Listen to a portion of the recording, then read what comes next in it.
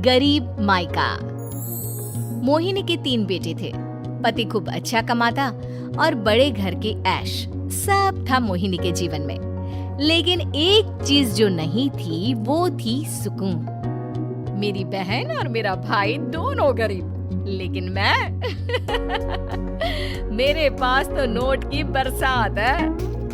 तभी मोहिनी की बहन बीना उसके दरवाजे आ जाती है। अरे मोहिनी, कैसी है? मेरे घर में ना सिलेंडर खत्म हो गया है। तेरे पास तो इतने पैसे हैं, भरवा देना मेरा सिलेंडर। पैसे जैसे ही आ जाएंगे मैं दे दूंगी। तभी मोहिनी का पति राकेश आ जाता है। क्या है बिना, ये अपने घर की परेशानी हम लोगों के घर ना गाया करो। तुम्हारी बहन को तुम लोगों पर तरस आ जाता है और वो पैसे देने लग जाती है। मुझे ये बिल्कुल पसंद नहीं है। ओ जीजा जी, नहीं, मैं तो वो बस अच्छा, मैं चलती हूँ। बीना वहाँ से चली जाती है। उसके जाने के बाद अच्छा किया जो आपने सुना दिया। अरे न जाने क्या सोचकर मेरे घर आ जाती है कि जैसे यहाँ तो भंडारा भरा है। अरे कितना तो दे दिया। अच्छा जी, जरा 1000 तो देना। वो बिन्नी दीदी है ना, उनके घर जा रही हूँ। उनका पोता हुआ है तो मुंह दिखाई दे दूंगी। हाँ, उन लोगों के आगे तो शो ऑफ किया करो। वो खुद को बड़ा अमीर शो करते हैं ना, दिखा दे कि तू भी किसी से कम नहीं है। हाँ जी, इसी के लिए तो जा रही हूँ। मोहिनी तैयार होकर अपनी बुआ की बेटी के घर जाती है, जहाँ उसके पोते का कार्यक्रम चल रहा होता है। वहाँ वीना भी आई होती है। अरे वीना, क्या जरूरत थी यहाँ आने की? तेरे घर पर गैस नहीं है तो वो भरा लेती। क्या करूँ मोहिनी, बुआ को बुरा लग जाता नहीं जाती तो। वैसे मेरे पास एक जोड़ा बच्चे का कपड़ा रखा था, वही अपनी चांदी के पायल के साथ देने जा रही हूँ। घर पर गैस थी नहीं, सोचा परिवार यहीं खाना खा लेगा, बाकी सुबह का सुबह देखा जाएगा। मोहिनी को बहन पर दया आ जाती है। वो पर्स से 1000 रुपए निकाल कर दे देती है। ले बिना, लेकिन पैसे वापस कर देना, तेरे जीजाजी हिसाब लेते हैं। मोहिनी भी क्या करती, गरीबी में बहन का सहारा ही उसके जीवन जीने का आधार था। फिर एक रोज, सुनिए, भाई के घर बेटी हुई है, मुझे माँ के पास जाना होगा। अरे उस घर में ना कूलर है ना एसी, कैसे रहोगी तुम? हाँ, वही सोच रही हूँ कि अकेली जाऊं, बच्चों को साथ ना ले जाऊं। चली जाओ, लेकिन ये जो तुम अपने गरीब परिवार से मिलने चली जाती हो ना, मुझे बिल्कुल अच्छा नहीं लगता। पता नहीं मैं भी कैसे मैनेज करती हूँ, लेकिन क्या करूँ। मोहिनी भाई भाभी के घर आती है। मोहिनी, कैसे आना हुआ? तू यहाँ हम लोगों के घर रह लेगी या फिर किसी होटल में रहेगी? क्या हो गया है माँ? मोहिनी को क्यों ऐसे बोल रहे हैं आप? अरे तू नहीं जानती अपनी ननद को, पैसे वाली है ना, तो ऐड कुछ ज्यादा ही है। मोहिनी को माँ की बात का बुरा नहीं लगता है, क्योंकि उसे पता ही नहीं चलता कि माँ उसे जली कटी सुना रही है। वो भाभी की बच्ची के साथ लेन देन करती है और वहाँ से चली जाती है। उसके जाने के बाद, माँ, क्यों आप मोहिनी को इतनी सारी बातें सुनाती हो? भाई का बेटा बोल पड़ता है। माँ, क्योंकि दादी जानती है कि बुआ के अंदर घमंड है। सही बोल रहा है मोहन।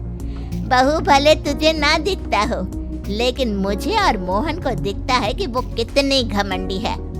मोहिनी मायके आती है, जहाँ गरीबी के कारण चीजें कम होती हैं। इस मोहन के बच्चे को काम पर लगा दो ना, किसी दुकान या किसी होटल में। बर्तन धो लिया करेगा, कम से कम 4 पैसे और आएंगे घर में। देख मोहिनी, माना तेरे पास पैसा है, लेकिन तेरे भाई के दिन इतने भी बुरे नहीं चल रहे कि वो अपने बच्चे की पढ़ाई रुकवाकर उससे बर्तन धुलवाए।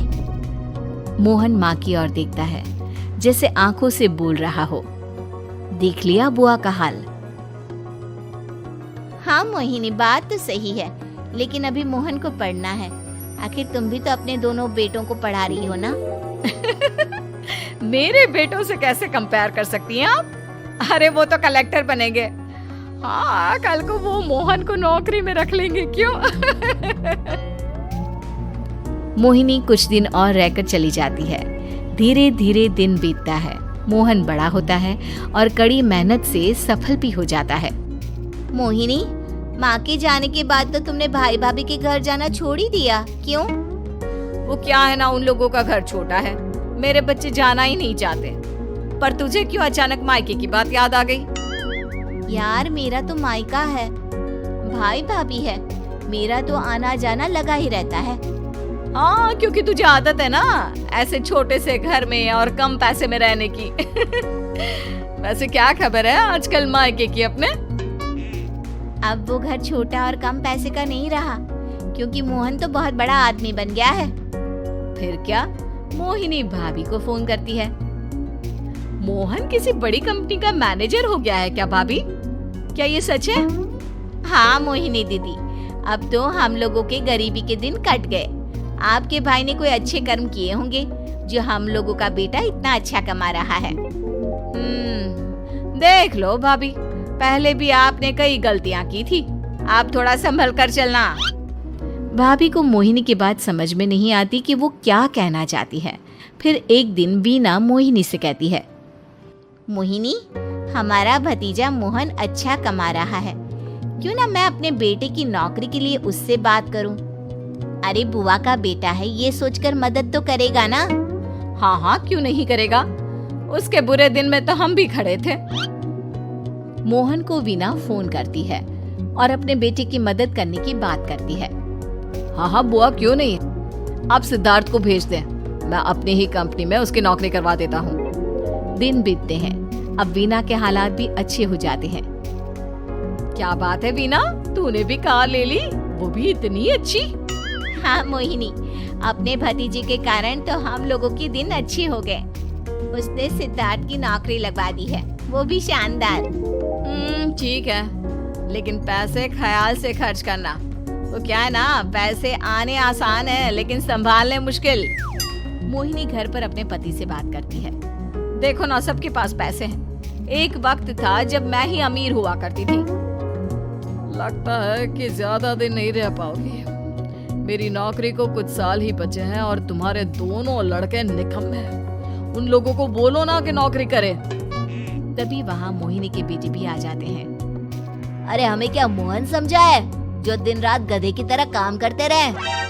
खैर, दिन फिरते हैं और मोहिनी के पति की नौकरी भी खत्म हो जाती है। मोहिनी क्या करे, थोड़े से पैसे में गुजारा नहीं हो रहा है। तो क्या करे, मेरी समझ में कुछ नहीं आ रहा। मोहन को बोलो ना कि वो इन दोनों के लिए नौकरी देखे, जैसे सिद्धार्थ के लिए नौकरी देखी है। मोहिनी क्या कहती है, उसे अपने वो दिन याद आ जाते हैं जब उसने भाभी से मोहन को नौकर बनने की सलाह दी थी। क्या हो गया, क्या सोच रही हो मोहिनी? यही कि वक्त कभी भी किसी का भी पलट सकता है। ऊपर वाले से डर कर रहना चाहिए।